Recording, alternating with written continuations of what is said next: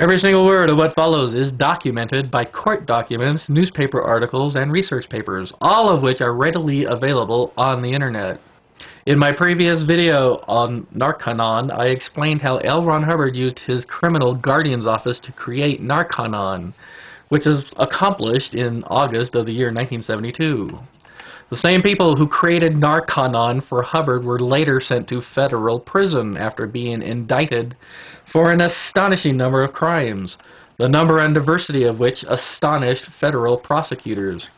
Some of those crimes were extortion, burglary, witness intimidation, kidnapping, espionage against the United States government, perjury, and the destruction of evidence, which led the grand jury to conclude that the Scientology organization itself is fundamentally a criminal one. The sinister Scientology Corporation claims their narCONon business is vastly more effective than the best legitimate drug interdiction program, a claim that is against the law in the United Kingdom because it is known to be a lie. The organization is criminal, yes, but is narCONon safe? Does narCONon actually get people off drugs?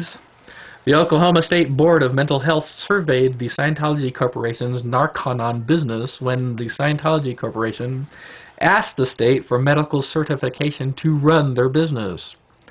The Board of Certification concluded in part that narCONon is dangerous and does not work. To quote the board's conclusion in part, "There is no credible evidence establishing the safety of the narCONon program to its patients.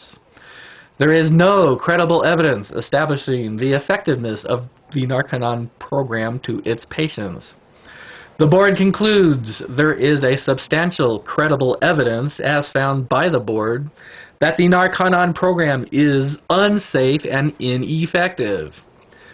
The board concludes that the program offered by narCONon Shilaco is not medically safe," unquote. A survey of narCONon so-called graduates performed in Sweden in the year 1981 shows that of the 61 drug abusers who entered the program, only 14 completed the program. Of those 14 people, 13 were asked a year later if they had remained drug-free. 4 said yes. 2 said they did not know, and 7 said no.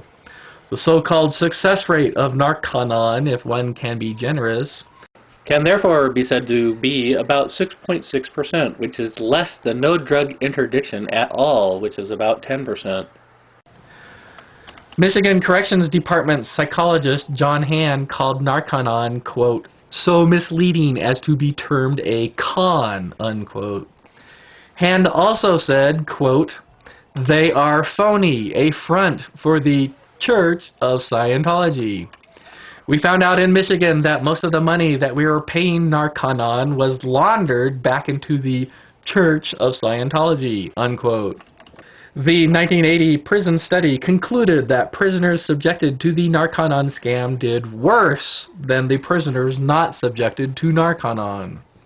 When the Scientology Corporation sought tax rebates in Stuttgart, Germany for their narCONon scam, they were unable to provide any evidence to support their claims of efficiency. The Stuttgart Administration Appeals Court stated, quote, "the papers filed by the petitioners offer no evidence of a successful drug withdrawal at the petitioner," unquote.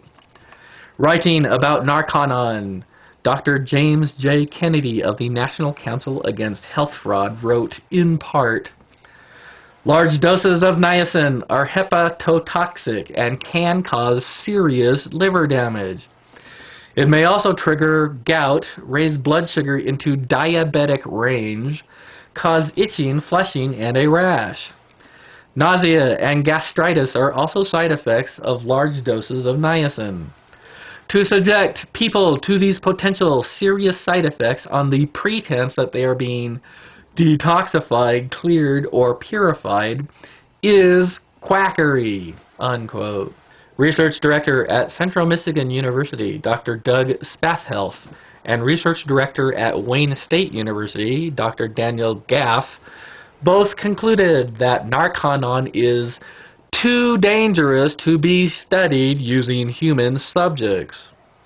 In my next video about narCONon, I shall expose the Scientology crime syndicate's attempt to hide the fact that narCONon is Scientology, was created by Scientology, and is owned and run by Scientology.